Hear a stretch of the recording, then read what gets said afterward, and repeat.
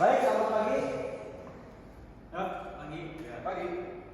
Di sini saya akan menjelaskan tentang perubahan perilaku konsumen sektor pariwisata Indonesia ya.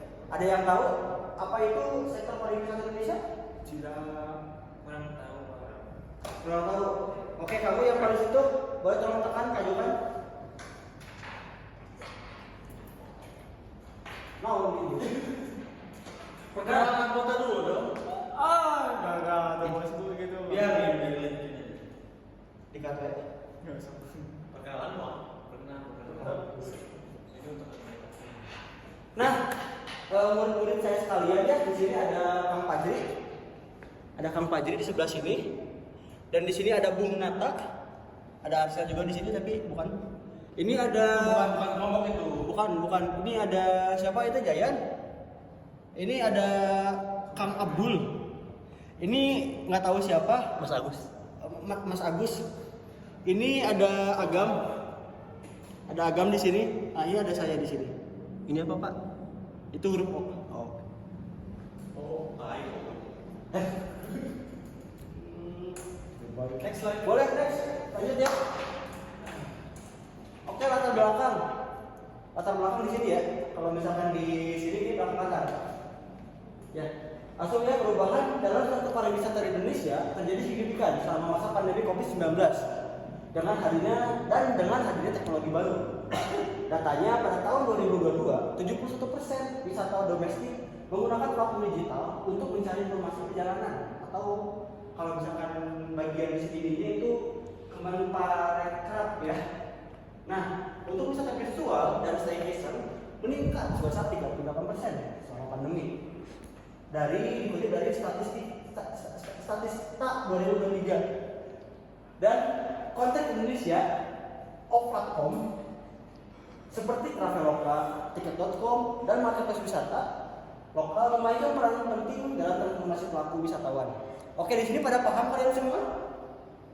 Oke, kamu siapa? Kang Fajri, coba jelaskan Kang Fajri.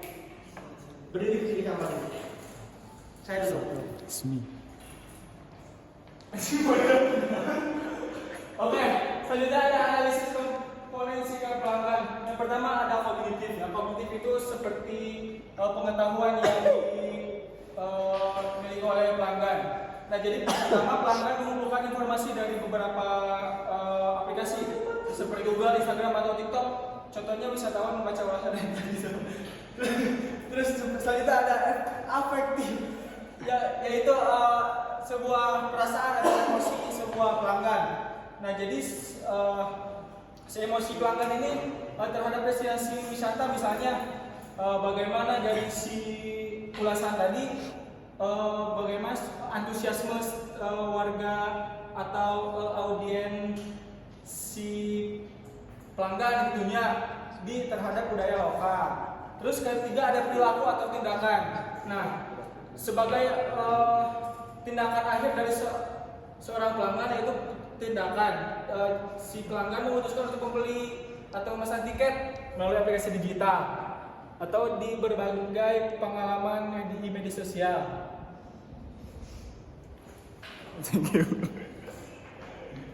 Ya, selanjutnya akan dijelaskan oleh Saudara Nata. Oke, kawan-kawan sekalian. Jadi slide ini menunjukkan bahwa ada judulnya faktor perubahan perilaku konsumen. Nah, ada dua dampak perubahannya. Dari pertama dampak teknologi dan pandemi Covid-19. Nah, dari teknologi ada 3 poin, yaitu aplikasi pemesanan online Traveloka mencatat kenaikan unduhan sebesar 50% pada tahun 2022. Nah, poin kedua, peningkatan penggunaan platform sosial media untuk riset destinasi wisata. Yang poin ketiga, inovasi teknologi seperti VR dan memungkinkan wisatawan menjelajah destinasi sebelum memesan. Nah, kalau dari faktor pandemi, ada pembatasan perjalanan internasional untuk meningkatkan minat terhadap wisata domestik. Yang kedua ada tren staycation dan road trips meningkat, terutama di kota-kota besar seperti Bandung, Yogyakarta, dan lain-lainnya. Nah, yang ketiga, punya data tingkat okupansi hotel lokal meningkat 25% pada tahun 2021. dibandingkan tahun-tahun sebelumnya. Ini menurut data BPS 2022. Bang, mau nanya dong, okupansi itu apa sih? Pak dosen, tolong jelaskan. Apa tadi pertanyaannya? Okupansi itu apa sih, Bang? Okupansi. Sekarang ini udah zaman digital. Kamu punya HP kan? Siap. Cari sendiri di HP. Siap. Kasih kesempatan buat Bang Zaya untuk menjelaskan. Oke, baik. Lanjut ya, teman-teman semua. Sekarang kita akan lanjut di slide berikutnya, yaitu faktor perubahan perilaku konsumen. Yang dimana dampak teknologi itu sangat berpengaruh terhadap konsumen, yaitu yang pertama adanya poin fokus pada keberlanjutan. Apa sih fokus pada keberlanjutan ini? Yaitu wisatawan cenderung memilih ekoturisme dan di destinasi seperti Ubud dan Raja Ampat. Ada yang tahu? Jika tidak ada, boleh searching. Ya. Kemudian yang kedua ada perubahan preferensi, yaitu pengalaman unik seperti glamping. Glamping ini ada menjadi wisata budaya yang sangat favorit, ya. Dan menurut data ada 40% wisatawan Indonesia yang menyebutkan keberlanjutan sebagai faktor utama dalam memilih, yaitu Nielsen 2023. Oke, bagus sekali ya penjelasannya. Selanjutnya akan dijelaskan oleh Saudara Agam. Oke, selanjutnya adalah pentingnya memahami perubahan perilaku konsumen ya. Perubahan perilaku konsumen itu terbagi menjadi dua, yaitu dari bagi perusahaan dan juga bagi industri pariwisatanya. Untuk bagi perusahaan itu, satu, memahami kebutuhan pelanggan, memungkinkan perusahaan untuk menyediakan layanan yang lebih personal dan relevan. Yang keduanya, meningkatkan kepuasan dan loyalitas pelanggan. Contohnya itu hotel-hotel di Bali mulai menyediakan paket wisata dengan sistem wellness tourism untuk wisatawan pasca pandemi. Yang keduanya tuh bagi industri pariwisata, satunya meningkatkan daya saing destinasi lokal di pasar internasional, dan yang keduanya mendorong inovasi produk wisata berbasis teknologi. Oh, lanjutnya kamu aja kameramen. Oh, saya? Lagi ngejelasin melatih bor. Oh, sorry. Ayo. Jelasin lagi. Maaf. Kameramen. Kameramen udah mulai. Action. Oke, saya akan menjelaskan strategi menghadapi perubahan perilaku konsumen. Yang pertama, saya akan membahas penggunaan data analitik, memanfaatkan big data untuk memahami preferensi pelanggan. Contohnya, Traveloka menggunakan data pencarian untuk membuat rekomendasi personal. Lalu kedua, ada digitalisasi layanan. Apa itu digitalisasi layanan? Yaitu penyediaan layanan digital seperti booking online dan panduan wisata interaktif. Contoh, tiket.com menyediakan fitur wishlist untuk memudahkan pelanggan merencanakan perjalanan. Kedua, kolaborasi dengan influencer dan komunitas. Apa itu? Menggunakan micro influencer untuk promosi destinasi lokal. Contoh, kampanye Wonderful Indonesia berkolaborasi dengan travel blogger.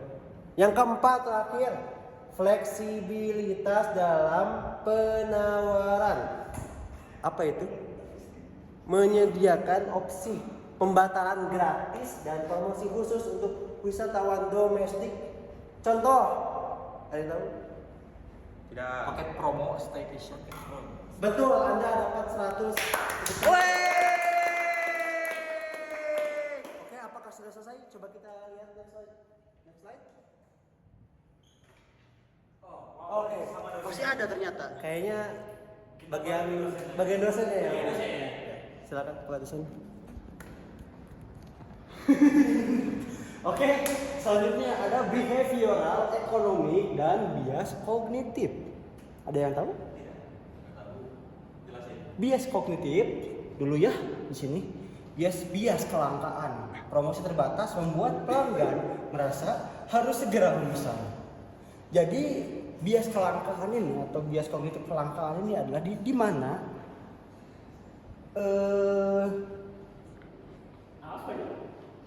di mana pembeli di mana merasa bahwa barang ini tuh langka gitu loh ya. Itu langka banget barangnya teh. Jadi cuman dibikin 100 sedunia gitu. Jadi harus beli, harus banget, wajib. Kudu ieu mah. Wajib mah sholat. Beda itu. Selanjutnya adalah bias mobilitas. Pelanggan lebih cenderung memilih destinasi yang sering mereka lihat di iklan. Kalian suka nonton TV apa tidak? Ya. Nonton TV? Ya. Ya, betul. Kasihan sekali. Saya punya TV di sini. Ya. Jadi bias mobilitas adalah di saat kalian sering melihat iklan, misalkan di HP ada iklan, ayo ke Bali gitu kan. Ayo kita jalan-jalan ke Bali. Coba gitu ke kan. kamera, ajak. Atau yuk kita jalan-jalan ke Bali. Ulang lebih tegas, coba lebih tegas. Ayo kita ke Bali. Kayaknya kurang romantis. Ayo kita ke Bali. Boleh. Oke. Seperti itu contohnya ya. Selanjutnya ada behavioral ekonomi ya. Keputusan pelanggan seiring berdasarkan pada emosi atau pengaruh sosial. Contoh, pelanggan memilih destinasi yang populer di media sosial meskipun harganya lebih mahal. Aku mau ke Kapadokia, Mas. It's my dream. Ke Itu contohnya ya. kamera, Mas. Aku mau ke Kapadokia, Mas. It's my dream. Contohnya seperti itu ya kawan-kawan. Not her. Oke, lanjut. Seperti itu.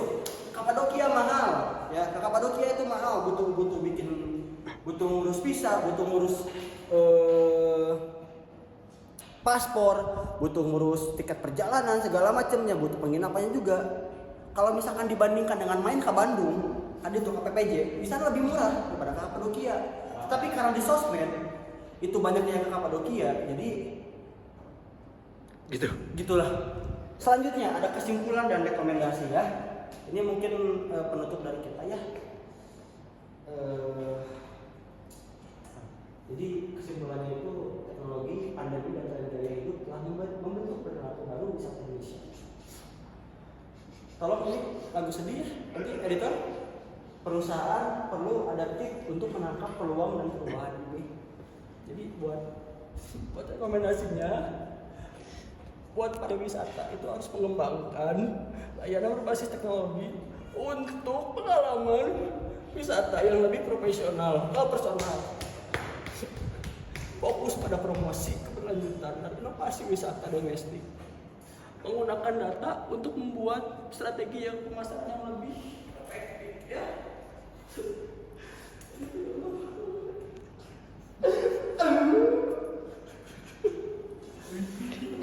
Oke, mungkin segitu saja dari kelompok kami. Mohon maaf apabila ada kesalahan, ada kekurangan, dan juga ada kelebihan.